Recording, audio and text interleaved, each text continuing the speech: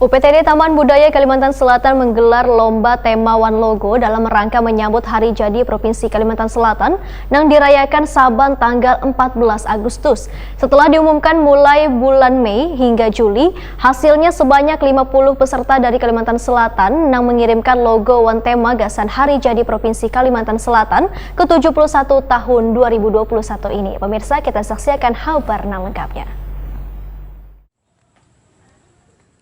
UPTD Taman Budaya Kalimantan Selatan menggelar lomba tema One Logo dalam rangka menyambut Hari Jadi Provinsi Kalimantan Selatan yang dirayakan Saban tanggal 14 Agustus. Setelah diumumkan mulai bulan Mei hingga Juli, hasilnya sebanyak 50 peserta dari Kalimantan Selatan yang mengirimkan logo One Tema Gasan Hari Jadi Provinsi Kalimantan Selatan ke-71 tahun 2021 ini. Kepala UPTD Taman Budaya Kalimantan Selatan Suharyanti SSN Wetakuni Prima TV memedahkan logo One Tema yang telah dikirimkan ribuan peserta sudah dilakukan penilaian oleh tim Dewan Juri.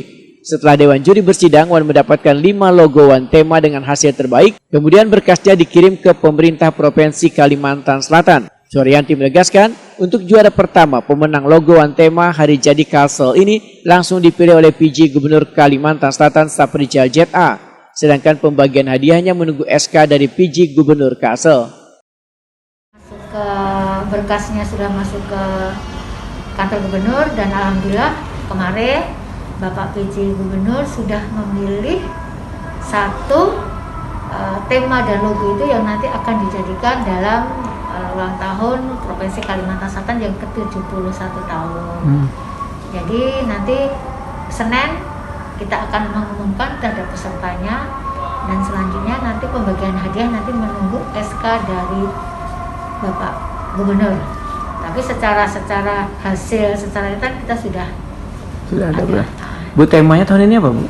Temanya tahun ini yang sudah beliau pilih berjudulnya Rukui Hajat Gawe Basumangat Banua Harat.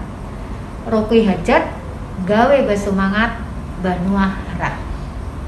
Tema yang nanti digunakan di tanggal 14 Agustus.